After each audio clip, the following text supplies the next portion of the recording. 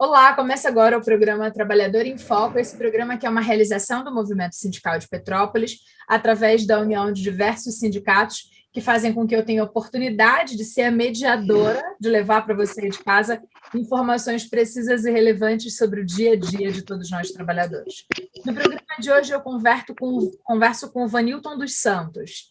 Ele é presidente do Sindicato dos Têxteis dos Trabalhadores têxteis, e aí a gente vai entender um pouquinho, fazer uma grande avaliação para você aí de casa saber como é que foi o ano de 2021 para essa categoria. Vanilton, seja muito bem-vindo ao programa Trabalhador em Foco, é sempre um prazer conversar com você. Bom dia, Carla, bom dia a todos os telespectadores. Para mim é uma honra estar aqui falando novamente nesse programa que você está coordenando muito bem, que você é a nossa jornalista aí, né? Apresentadora do nosso programa. Estamos aí. Eu falo que hoje eu sou quase que mais sindicalista do que jornalista, porque 8 anos à frente do programa Trabalhador em Foco não deu mais para ser 100% isenta, porque conhecimento também é bandeira. Mas vamos que vamos, e aí eu queria que você começasse pelo básico para quem não é da categoria têxtil, mas que já ouviu falar, e quais são os trabalhadores que ficam assim protegidos rapidamente pelo guarda-chuva do Sindicato dos Trabalhadores. A nossa categoria, até por lei, né, pertencente ao nosso grupo, da fiação e da tecelagem. Aí engloba tudo dentro do setor, né? Setor da fiação, tecelagem, aí vem tinturaria, vem estamparia, todo aquele trabalho dentro da indústria pertence a esse sindicato, né? É uma pena que a gente verifica aí o polo da indústria têxtil aqui no município em decadência, né? Você já vê aí a história da cidade já mostra tudo isso, vê esses galpões parados e tal. Mas é isso, mano. Nós estamos aqui ainda com a nossa vela acesa ainda, né? É isso, cara. Perfeito. Então, na verdade, a gente que entende que Petrópolis é um polo de moda, ele tem, na verdade, antes do tecido existe o fio. E aí, desde o fio até a criação do tecido, passa pela mão do trabalhador têxtil. Basicamente é isso. Na realidade, você não é questão do fio, você pega o fardo de algodão, né? Que é as empresas que trabalham com algodão, é o fardo de algodão e transforma ele em fio, que do fio é transformado em tecido, né? E aí o tecido, para embelezar mais ainda, é feito a estamparia e a questão da tinturaria, o tingimento para dar cor e a estampa para dar mais ainda, para ficar mais bacana ainda, né? E por isso Legal. você tem as estações, você tem as cores do momento da moda, o tipo de estampa, né? Então, tudo isso é o processo, né? A cadeia têxtil que a gente fala. Certo, e tudo isso, toda essa demanda passa pela mão dos trabalhadores da categoria. E aí, para quem não tem conhecimento pleno do Sindicato dos Têxteis, vocês são um sindicato antigão, tem uma super história, né? Que teve aí nas principais lutas na cidade. E aí, há quanto tempo que o Sindicato dos Têxteis luta pelos trabalhadores da categoria? E junto com os trabalhadores de outras categorias. Verdade. Isso é importante estar frisando. O sindicato nosso aqui ele foi fundado em 1931 e reconhecido em 1934. E aí a gente tem a história da cidade, né? Toda engloba isso. O setor têxtil foi um setor primordial aqui no município. E aqui Petrópolis, a gente tem na história que do Estado, Petrópolis ela é responsável pela produção 48% do tecido do Estado, Petrópolis, está na faixa de 48%, ou seja, quase a metade de todo o tecido que tinha no estado do Rio, Petrópolis é responsável quase por a metade. Então, é muito importante trazer isso, porque as pessoas não sabem, Carla, não procura buscar um pouco da história, conhecimento, Uhum. verificar. As pessoas têm muito hábito de sair atirando para todo lado, falando mal das instituições, e isso é péssimo. Isso é péssimo, porque tem coisas boas. Hoje mesmo a gente tem uma responsabilidade enorme. Se não fosse esse sindicato aqui, basicamente mais de 2.000 pessoas não teriam direito de ser aposentado, porque a gente prestou esse serviço também. Né? Pessoas que perderam seus documentos no momento de barreira, pessoas que, por descuido, julgou fora os documentos, e aí a gente ainda tem todo esse trabalho aqui do sindicato, que é um trabalho social, de estar vivo e prestando esse tipo de serviço para as pessoas que não estão mais nem na categoria, né? Pessoas que a moça casou e o marido não deixou ela trabalhar mais, né? Ela não foi trabalhar porque teve que dar mais atenção à sua casa, aos seus filhos, e hoje a gente presta esse serviço ainda. Aí é muito fácil falar e criticar, sindicato não faz nada, que sindicato é isso, sindicato é aquilo, que é uma cambada de vagabundo, falam isso mesmo. Desculpa aí o desabafo, tá? Acharam que é vagabundo, nada. A gente está envolvido nessa questão, a gente ajuda, engraçado, a gente ajuda até governo, né? Porque você estava falando sobre a questão do período. Nós, todo ano, a gente faz a convenção coletiva, a gente busca melhores condições de trabalho, melhores salários, ou seja, pelo menos repor a inflação a gente tem feito. E quando você repõe a inflação, você está recuperando parte daquilo que você perdeu, mas, ao mesmo tempo, você também está aumentando a cota que é do governo. Você é da questão da Previdência Social, e eu tenho falado muito sobre isso, e eu sou um defensor da Previdência Social. Se tem um dos órgãos no governo federal que funciona e em prol dos mais sofridos, dos trabalhadores, enfim, é a Previdência Social. A Previdência Social que eles querem destruir. E ela destruindo, esse povo vai ficar às mínguas, porque não dá mais. E aí tem a questão do emprego formal e o emprego informal.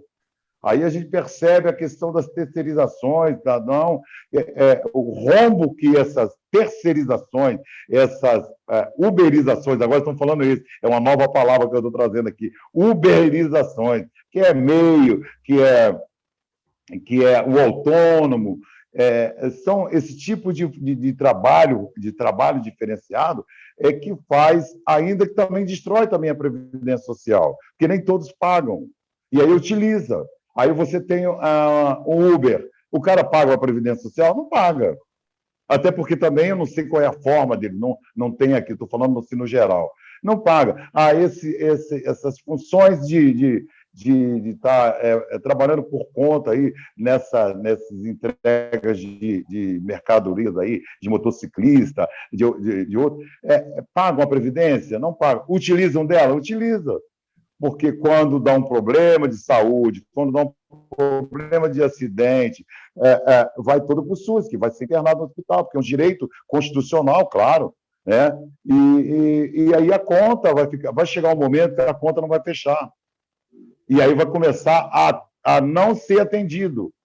Vai passar a não ter direito, que daqui a pouco esses governos vão fazer assim, quem paga tem, quem não paga, tchau. E vai ser isso que vai acontecer. E a gente está caminhando muito para esse abismo. Na realidade, é isso. Entendeu? Então, mas voltando aqui à nossa questão do sindicato, então é isso. A gente percebe claramente, né, as lutas que a gente faz em defesa da sociedade, não só dos trabalhadores têxtil, e aí a gente tem um conjunto de sindicatos aqui que é muito bacana. Uma das coisas no país que funciona com agregado são os sindicatos aqui. O movimento sindical de Petrópolis aqui é respeitado dentro do Brasil. E ainda essa semana passada, agora, eu estava lá no CTE, lá em Lusiana, numa reunião da nossa confederação, prestação de conta, previsão orçamentária, autorização para fazer dissídio daqueles inorganizados, e a gente ia conversando com um grupo lá de pessoas, a gente falando do movimento sindical. E aí o pessoal falou, poxa, tomara que no Brasil todos os sindicatos, federações, confederações centrais, fossem unidos igual vocês são em Petrópolis. E por que aqui? Porque aqui tem uma história, né? Porque não é porque isso também não aconteceu. Esse movimento sindical é dessa época, 38, 1940, 45, 35. Por quê? Aqui nós tínhamos uma cidade burguesa. É uma cidade que nós temos Dom Pedro. É bacana isso, mas é uma cidade que sempre foi de luta, foi sempre péssimo para nós. Você vê lá no museu, a conta, todo mundo vai lá, fica louco de olhar a coroa cheia de rubi, cheia de ouro, mas já olharam lá as ferramentas de torturação do negro? Falo mesmo, eu falo isso aqui, eu fui 2 vezes, sou imigrante aqui, né? Eu fui 2 vezes no museu. Da segunda vez, quando eu estive lá vendo que os nossos antecedentes eram escravizados, amarrados, e aproveitar que é a Semana do Negro, né? Dia 20 foi o Dia do Negro, Dia da Consciência Negra, dos Zumbi, dos Palmares. Quando eu vejo, a segunda vez que eu fui no museu, que eu deparei com aquelas armaduras para sacrificar os negros que eram nossos irmãos, cara, eu comecei a chorar, cara. Comecei a chorar porque eu lembrei dos meus avós, lembrei dos meus os bisavós, eu não lembro, mas a minha origem é negra, índia e portuguesa. Cara, então essas coisas a gente não pode fugir, a gente não pode botar uma venda nos olhos. E aí as pessoas têm que estar vendo isso, têm que estar olhando, porque isso é que no momento aí que você vota numa pessoa, você vota num candidato, você vota no outro, aí dá esse problemada toda. E aí quem está preocupado com isso?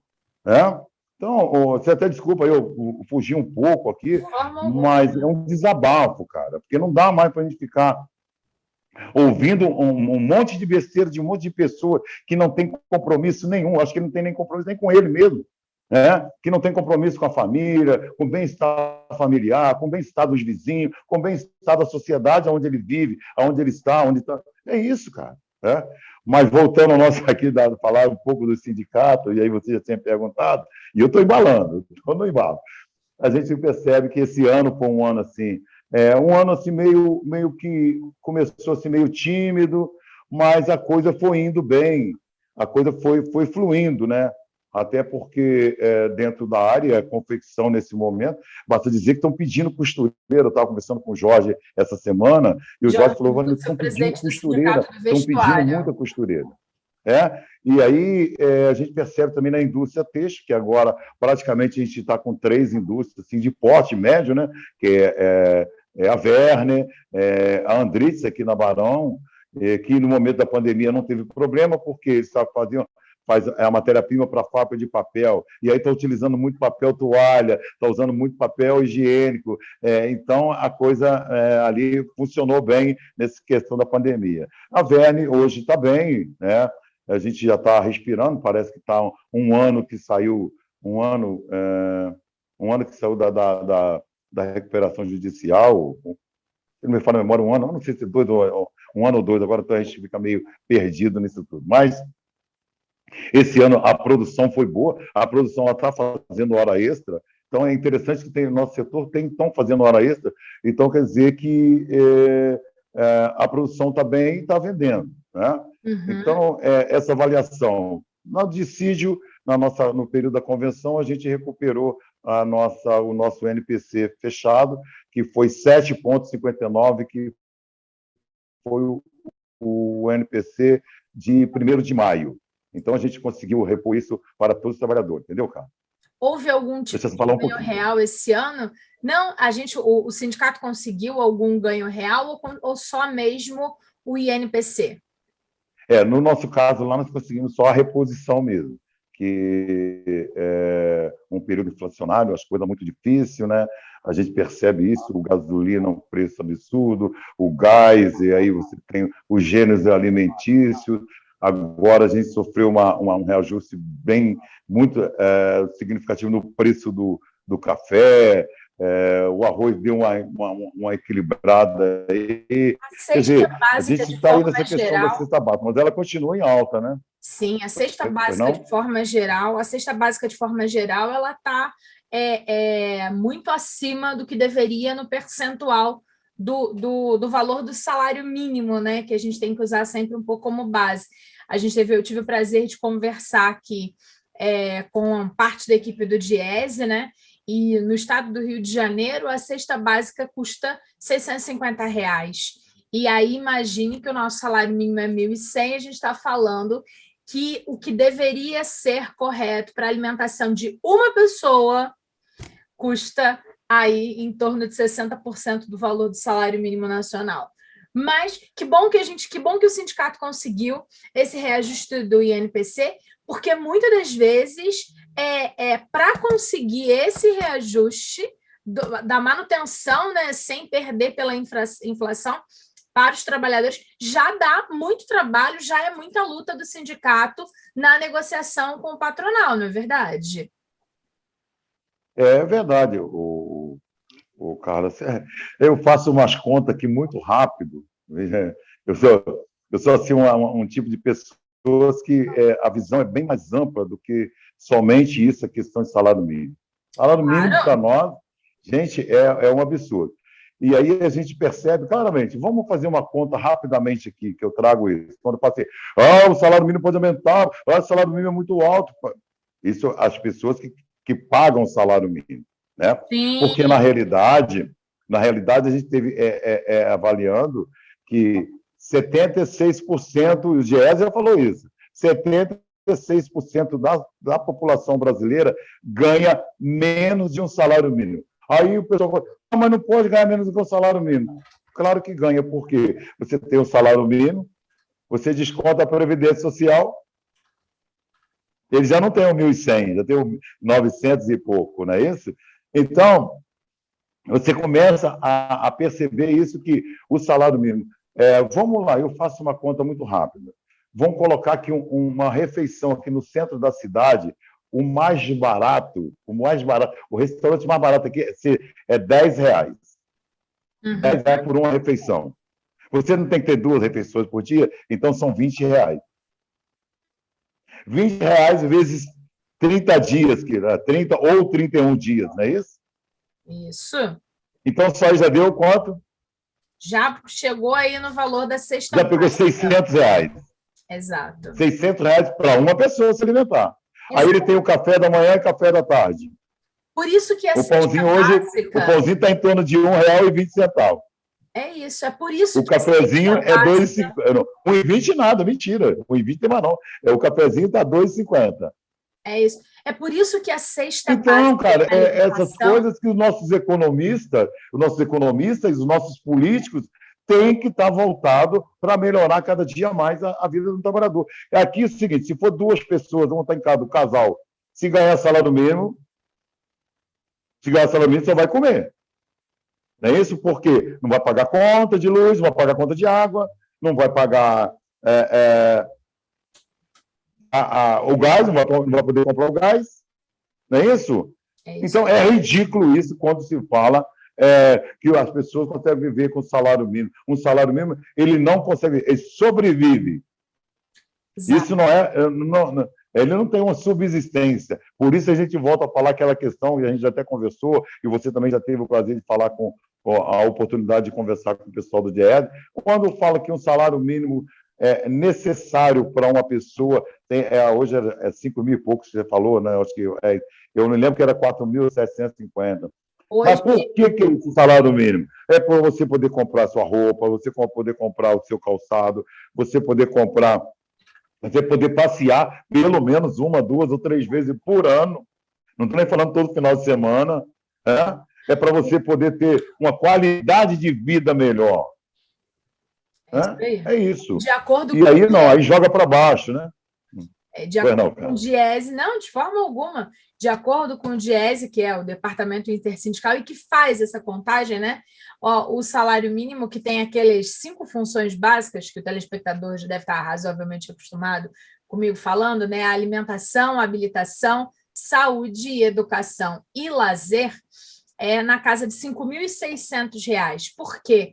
Porque este salário é para alimentação de 2 adultos e 2 crianças pequenas, que equivalem a um adulto.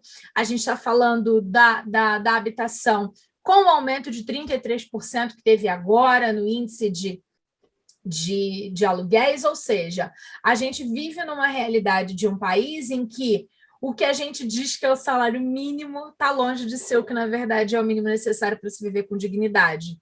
E aí o trabalho dos sindicatos é tão importante na busca de ampliação dos direitos desses trabalhadores, né? Exatamente.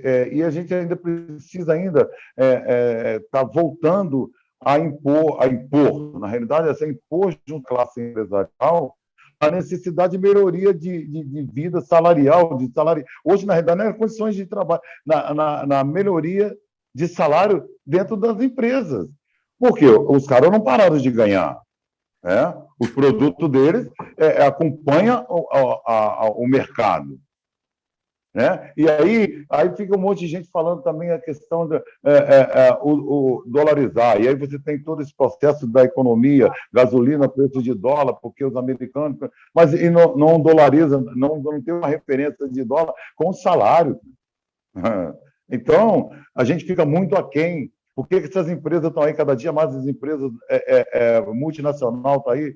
É porque aqui a mão de obra é barata. E aí a gente está. Eu estou tentando levantar isso agora, junto às nossas entidades sindicais aí. Talvez a gente vai trabalhar nesse ano de 2022 para isso, para que a gente comece a fazer comparativos.